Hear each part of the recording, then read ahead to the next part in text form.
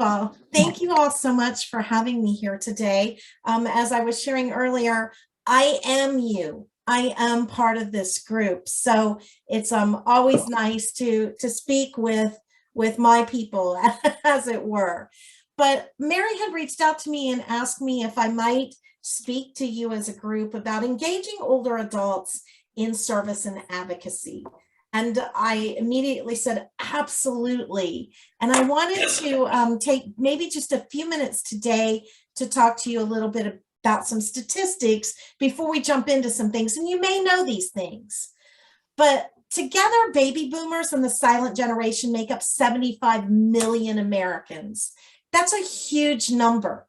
So the baby boomers, as most of you know, are 46 to 64, or 1946 to 1964, and they're kind of split right now. So some of them are retired, some of them are not. What we're finding is that fewer and fewer of them are actually choosing full retirement. More and more of them are choosing to stay engaged in meaningful work. And when you look at what millennials say, who are old, they'll tell you 60. Baby boomers will tell you, we aren't old until we hit about 72. And the silent generation has said you aren't old until you hit 75. So when we talk about the boomers, they don't see themselves as old. What's really interesting is 67% of them use smartphones and 57% of them use social media. So they are in the know. They are part of what the millennials are doing. They might not know how to do it well, or they might not be as engaged, but they know what's going on. The silent generation, which is 1928 to 1945, they are typically mostly retired with a few exceptions. But those who are able to, because of health and physical abilities, seem to be engaged in some kind of meaningful work. Now, there's fewer of them who are using smartphones. Only about 30% use smartphones, and only maybe a quarter of all of our silent generation are using any kind of social media. But they know what it is. Whether they're using it or not, they're aware that it's out there, and they're aware that our young people are actively using this technology. 70% of the country's financial assets are in our hands, in the hands of the boomers and the silent generation. So we have some power. If we talk about money talks, then we know that we have power when it comes to that. And 44% of the 2020 electorate vote was made up of older voters like ourselves. So pushing half of all of the votes that were cast by the boomers and the silent generation. So I read this really cool article on February 7th of this year, and it talked about codger power, wink, wink. You know, that whole idea of those of us who are older are fighting for a better world. And I thought that was interesting, and it kind of led me to start thinking about how can we make sure, because if I'm supposed to be inspiring and empowering all Catholics, how can I make sure that our older Catholics are engaged in the fight for a better world? So I like to think of us as experienced Americans. And when I think of us that way, I think about the fact that political movements are generally left to the young. They have the energy, they have the dreams that they're beginning to build. But there are some very large tasks that are required if we're going to leave our world a better place. And we can't just hand those over to our college students, our young adults, our high school students as kind of extra credit homework. It isn't fair and it isn't practical. Experienced Americans like us are the ones who are starting to step up, and they're returning to movement politics, the type of politics, the type of working in the public square that they helped invent. And they don't want the hard work of everything they've done throughout their careers and their life savings used to undermine the chances of their children and their grandchildren to inherit this great planet that we have. And they really are a force of volunteers with which to be reckoned. And that's what I want to talk about the rest of today. I want to talk about volunteerism. And when we look at volunteerism, what we found is what used to be when we started with World War II and people volunteered and they kind of pitched in large groups and communities came together. Today, it's a little bit different. Today, volunteerism is more self-directed. And I wanted you to think about a couple things before we move into how do we do this and what do we do. 72% of us that are in the boomer and the silent gen are engaged in some kind of charitable giving. Fully 3/4 of us believe that we have this need or this work that needs to be done, and we need to, because we hold so much of the financial treasure of our country, we need to be giving back, and we need to be doing that partly financially if we're able. But volunteering with religious organizations, and this is a little disheartening, is actually declining. We know the numbers of young people who are actively engaged in organized religious activities has decreased dramatically. Unfortunately, it also has decreased within our ranks as well. However, and this is very heartening, about 70% of all older or experienced Catholics believe that we have a personal responsibility to help others in need, that we care not only about ourselves and the world around us today, but we care about the life of our children and our grandchildren, and some of us our great-grandchildren. So if this is the case, and we believe in giving financially, and we care about our families and those who are in need, what are we supposed to do? Whoops, sorry, here we go. So there are really 3 ways that we can reach out. We can, if we're not working, and one of the things I'll go back, let me real quickly say that if you are currently working, then there are a lot of things that you can do in terms of volunteering with your organization where you currently work. But I'm going to kind of skew the rest of this particular presentation to those of us that maybe because we are older have some extra time on our hands. So the 3 ways that we can reach out is we can volunteer, we can give, and this is mostly financially, sometimes time, which bleeds over into volunteer, and we can advocate. So let's talk about what this means. First of all, volunteering. I would tell you the best way to figure out where you want to volunteer and what you want to do is take some time to find your passion.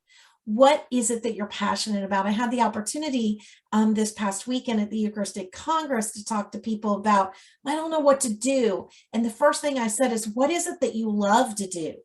Do you love taking care of animals? Then you can volunteer at an animal shelter. Do you love taking care of the environment? Then help clean up the river. Do you have a lot to say about what's happening in our public square and the arena and all that? Then you have the opportunity to move over into advocacy, and we'll talk about that in just a minute. But I will tell you this, make sure that you take the time to balance your time, because some of us will tend to volunteer, and I know I'm one of these people that I say yes to everything. So you do need to find your passion, and then be sure that you're not overdoing it or getting to the point where it's more than you can either do or that you're unable to keep your commitments. And let me kind of explain this. When it comes to volunteering, some people do one thing and they do it well and they do it all the time. Other people like to do a little bit of this and a little bit of that. Some people want their fingers dipped in everything that comes along. None of those are right or wrong. You just have to find what fits you. And when you find that, you need to every so often self-assess. What makes sense? Is this still working? Do I need to maybe look for other ways to volunteer? Am I doing too much? But balance your time. That's super important. When it comes to giving financially, I would tell you, give to those organizations and those places who believe in what you believe, which means you have to do some homework. It means that you have to look and think about, what do I believe? Where would I spend my own money? Because if I'm going to donate money to an organization, I'm going to assume they're spending it the same way I would want to spend it. but that's not always the case. So do your homework if you're going to give financially. That does have a little bit to do with when you volunteer. You do need to do your homework as well there and make sure that the organization you're volunteering with aligns with what your values are and what your beliefs are, as well as your passion. And finally, let me say a little bit about advocacy. We are the generation that really started a lot of these movements. So we know what it's like to fight for what you want. What we want may or may not have changed over the years, but there is power in the public square. And so I would encourage you, as we talk about advocacy in just a minute, think about how you can raise your voice to help make a difference. So let's start with volunteer opportunities. At this point, I want to go through a few, and then I'm going to open it up, and I'd like to hear from all of you on this call, kind of some of the things you're doing, the ideas you've had, and what you think about what you've heard so far. So I've broken this down into 4 areas that you can volunteer in. The first are the ministries at our parishes. Looking for ministries that fit your passion and your time frame. And I can't say this enough. If you don't see it, we're here to help you start it. Whether it's working with those with the disability and Maggie's group, whether it's working with Mary and specifically with our experienced Catholics, or if it's something out there, something that you're passionate about. I'm getting ready to start keeping bees this fall. Something very new and interesting, and I don't know what I'm doing. So I've reached out and found people within the Catholic Church who are experts at this. There's a deacon at St. Paul's in Cleveland that's going to help me start learning how to keep bees. And I thought, what a cool thing between him and me and bringing our parish into this work. So maybe this is a ministry I could start. The next thing that you can look at for volunteer opportunities are volunteer opportunities with community groups. We all know that there's the Rotary and the Optimist and all those different community groups out there. But I want you to think outside the box too. What about our local youth soccer groups? They need all kinds of help with volunteers, whether it's making phone calls, helping keep score at games, whatever it might be. This is why I'm telling you, think about what you love or what you know, what you're an expert at. And there are community groups that we can volunteer with, and that creates 2 different things. That one, part of what we're called to do in the Catholic Church is be in community, and that our faith calls us to leave the parish walls after Sunday Mass and go out into the community. So volunteering in the community is not different than volunteering for our parish. It's simply expanding the work that we do and the values that we have in our parish. So check out those groups around your area that mimic or are what your values are and what your passions are. I'm going to go now to the bottom right corner with nonprofit organizations. Nonprofit organizations are actually organizations that need volunteer help as well. Oftentimes, and I think of Catholic Charities where they have tons of volunteers that help them to do all the different things that they do, whether it's working with immigrants, whether it's working with single moms, whatever it might be, they're always in need of volunteers. But many of those are in need of somebody to organize the volunteers. And many of us come with those skills that we've learned in our jobs over the last 40 or 50 years that we can bring to these nonprofits and make them better organizations because we bring those skills, those things that they need. So look for organizations that are doing what you like to do, but also that maybe need some of your talents that you bring to the table. And finally, volunteering in political work. Use your time to raise your voice and bring about that change you want to see. And I'm going to talk to you in just a minute specifically about advocacy work and the difference and what that means. But right now I wondered if, and I'm going to stop sharing my screen for just a second here and kind of throw it out to you and ask you, what are some examples that you might have of the work that you've done with ministries, community groups, nonprofits, or political advocacy in your parishes? What are some things you might want to share with us? Anybody have anything they'd like to share? I know you all are doing it. Come on, don't be shy. I'll speak up. One of the things you said is, what do you have a passion for? Sometimes a ministry could be what God has a passion for you to do.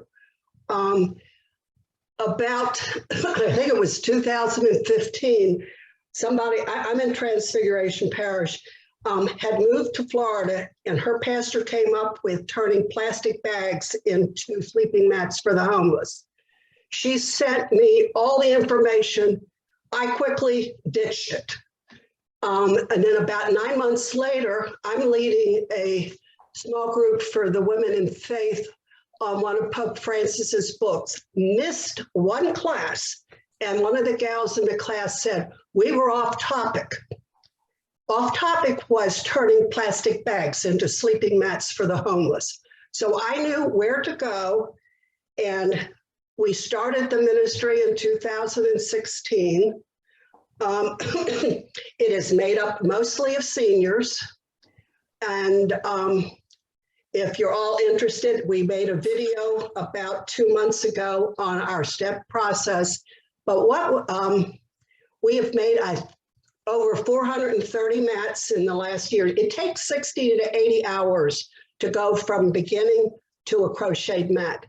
I didn't know where they were going to go. In that summer that we started, the Women in Faith had different people to come in and talk about corporate works of mercy. And the gal who leads Give Homeless Hope, which is a nonprofit organization in Cobb County, she came and talked about it, and I said, could you use mats?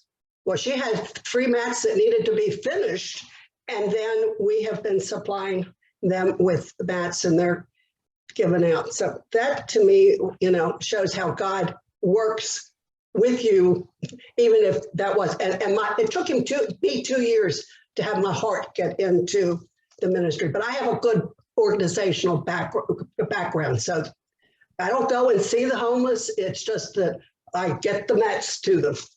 And that's part of that whole idea too. When I talked about time, one, you had to look at how much time does this take, and how do we organize our time. But the other thing that's interesting about that, Margie, is that one, I would ask, because I don't know if you've done this, but many of our parishes have crochet and knitting ministries. Have we invited them into this? Have we interacted with them? Oh, yeah. So see, that's taking somebody's passion. You've come up or been introduced to this great service opportunity. So we marry that passion for the knitting and crocheting with this service work.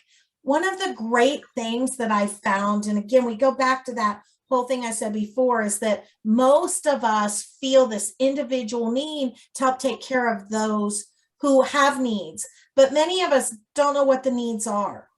And so that's part of what my office does, is if you say, here's what I'm passionate about, and here's what I know I can do. And we in Justice and Peace Ministries and ministries like Mary and like Maggie do can help you come up with ideas, or we can put the word out to those in other parishes, other dioceses, other ministries, and say, hey, help us come up with something.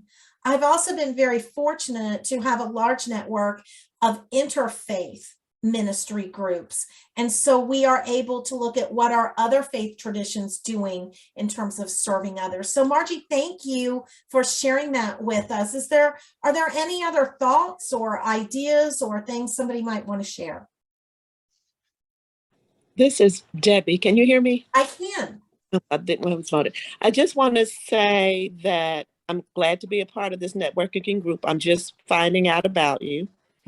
But some of the things that we do, we focus on senior. We have an annual event for a senior appreciation dinner every year. We have a working relationship with one of the nursing homes. But what you just triggered in my mind is doing other things that aren't necessarily senior to senior, because I do know the relationships with other generations, how they talk about the youth being mentored by seniors is so important.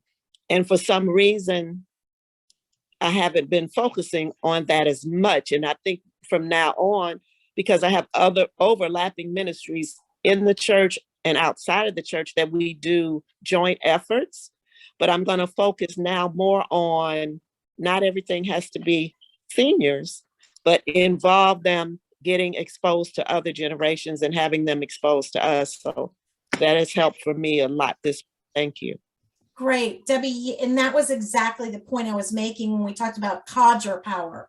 The fact that so many of us, as we retire, have time and don't think we're old, don't see ourselves as old, and still want to do meaningful work. So part of our responsibility as church is to make sure that we are allowing people, our experienced aged adults, our older adults, the opportunity to serve. I know that there was a point where, at one point, where my mother and I were talking, and I was in a situation where I had to ask for some help. I needed some help as I was going through some life experiences. And I shared with my mom how much I hated it.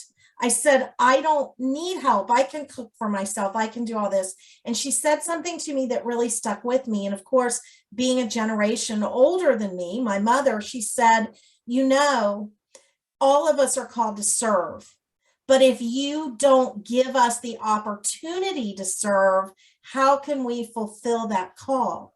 So there is this need for us to make sure that we acknowledge that our older Catholics have the ability to serve, have the desire to serve, and sometimes simply need to have some ideas on where they can serve, and to take the opportunity to look at what are they passionate about, or what do they have time to do, what are their skills, what are their talents, how can they share.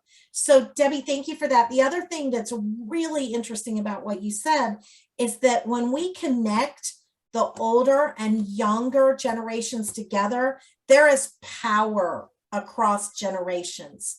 And it's been very interesting. We've seen it most recently in the green movement. When we look about caring for our planet, how interesting it is that our silent generation and our brand new high school and middle school kids are wanting to do some of the same things and caring about some of the same things. And again, as church, we have a responsibility to make a space to bring the people that care about the same things together. So Debbie, any way that we can help you in bringing together intergenerational service opportunities. And the other thing you triggered with me is, as we are serving, let's also remember those who have served in the armed forces. There are two things about that they bring to the table that are a little bit different. They've seen a different view of the world. In especially our silent gen armed forces, those who have been there, and some of our baby boomers, but mostly our silent gen, that group has seen a different side of the world. And they do have a different need and reason for wanting to be actively involved in sharing.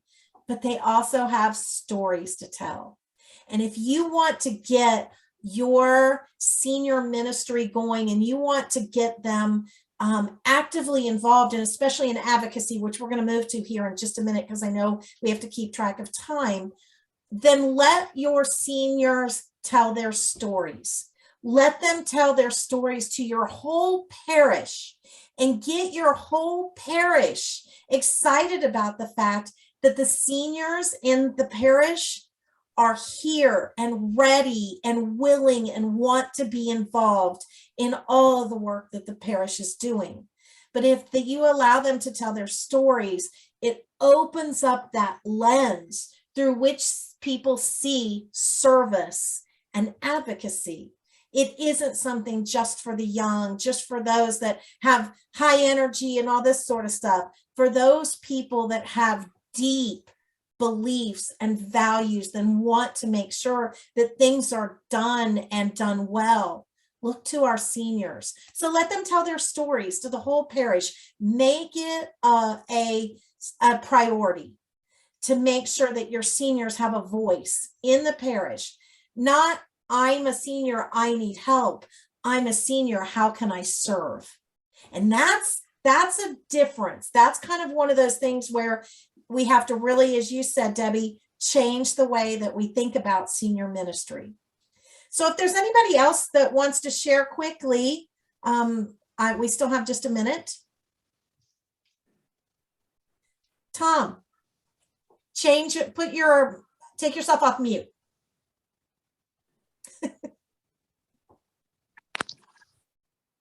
Nope, still on mute, Tom. Down at the bottom left-hand corner, the little microphone. Can you click? It probably has a red cross about it. Or on your picture, there's a little red microphone. Benny, are you able to unmute Tom from your end? Give us just a second, Tom. Let's see if we can help you out there.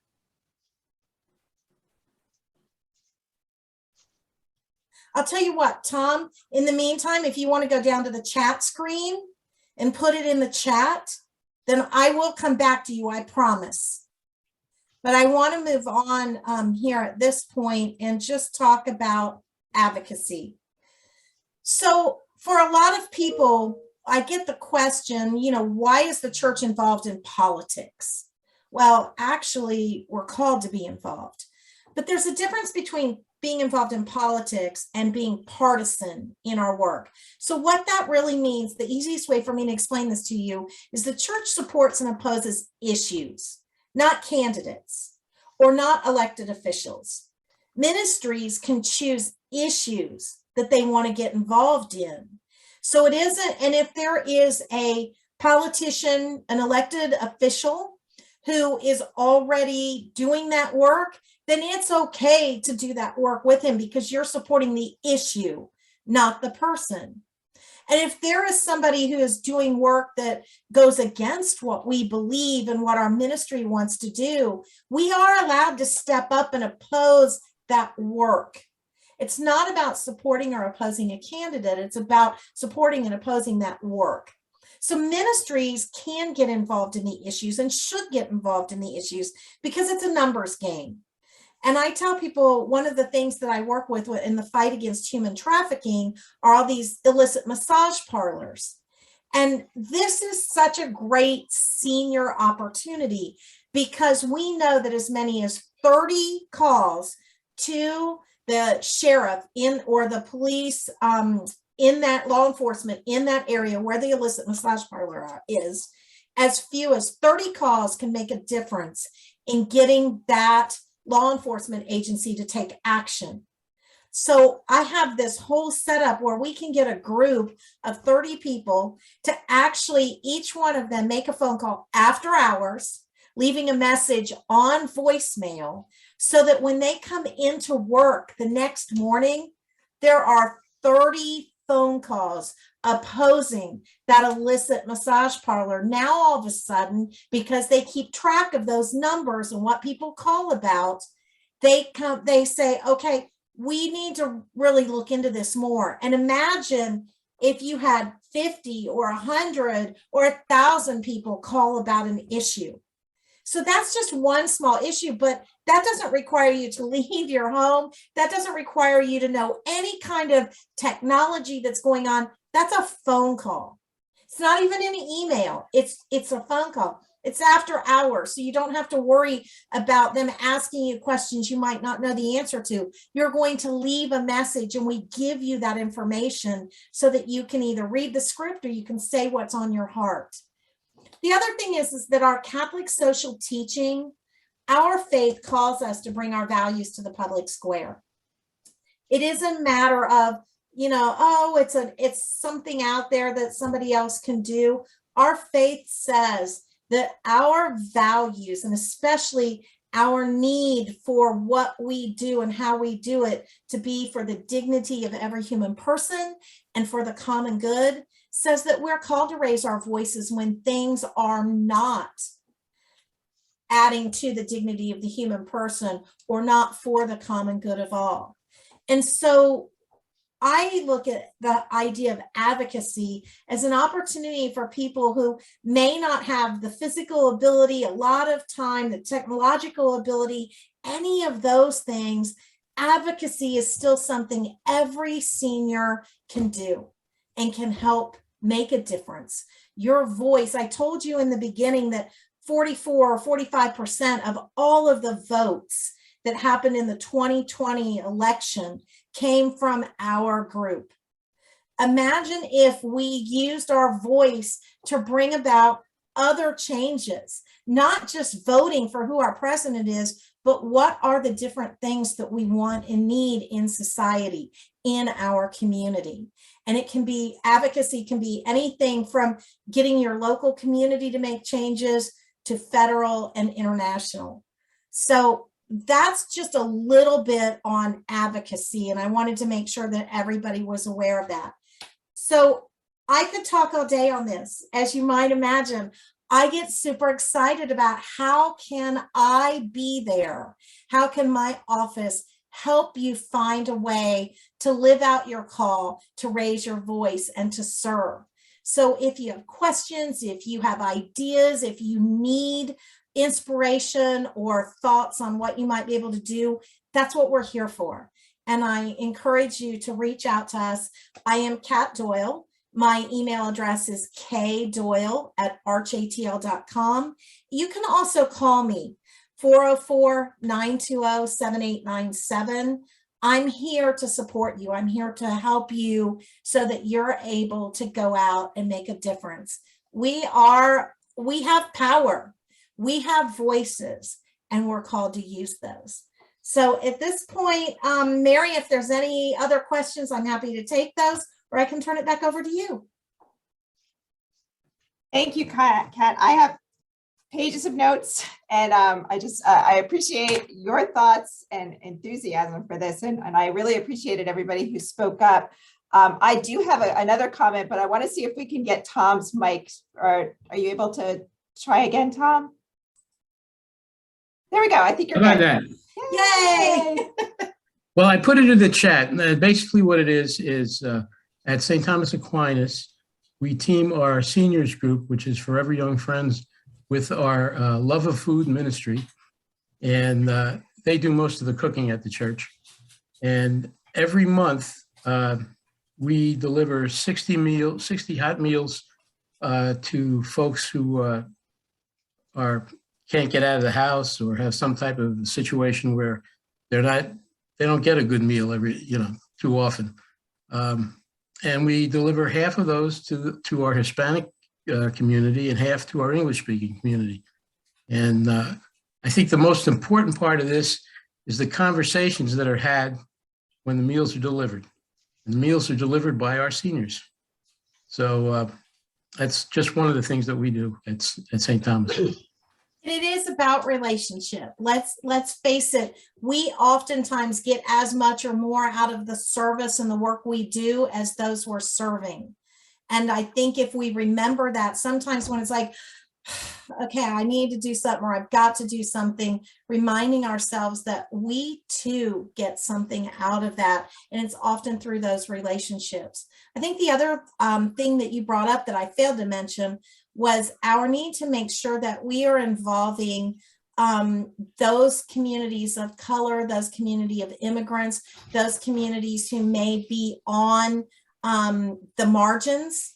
If they are of a senior age, let's make sure that we're reaching out to our Hispanic community, to our Black community, to our poor communities, and the seniors in those communities to be a part of the senior, both the service and those things that are available to the seniors. And the other part is bringing those people into your ministry work who may not be a part of your parish. Most parishes allow people who are not parishioners to be a part of their service ministries. And there is a lot that, that's partly evangelization by, letting people see what we do, but it's also an opportunity for people to learn about us. I will never forget when I worked with a couple of evangelical women who had no idea that Catholics went out and served and ministered to the poor. They just, because they never saw them and never interacted with them. So make sure you're reaching out and talking to other faith traditions and inviting them to be a part of what you're doing, or no faith tradition at all. Just people who believe in serving. There was a Pew research done that's saying most people in the church today believe that one of the number one things that they should be doing is helping the poor and the marginalized. And that was across all age groups. So people want, I started out with that. People want to help. People want to be part of relationships. Thank you, Tom. You're welcome.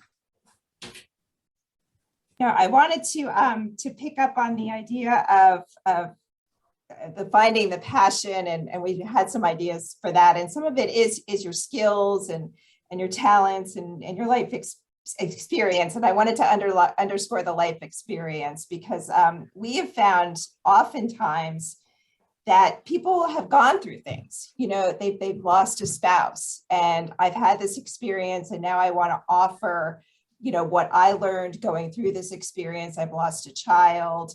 And in some cases, it's taken on, you know, full-blown ministries of grief share or caregiving or widowed ministry.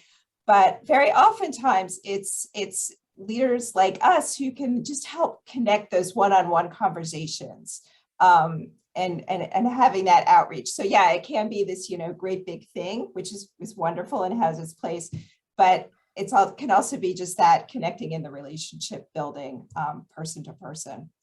We are experienced adults. We have experience in building relationships. We have experience in working with troubled relationships. We know that relationship requires work. And so we are a great resource for our parish as individuals in helping with those relationship-based ministries. Thanks. That's great, Mary. So again, I thank you very much for inviting me to be here.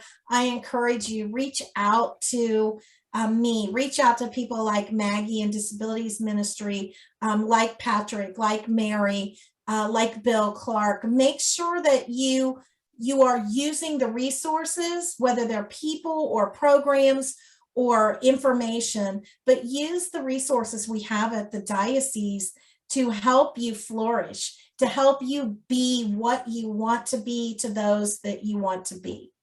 So thanks, guys. I appreciate you inviting me to be here with you.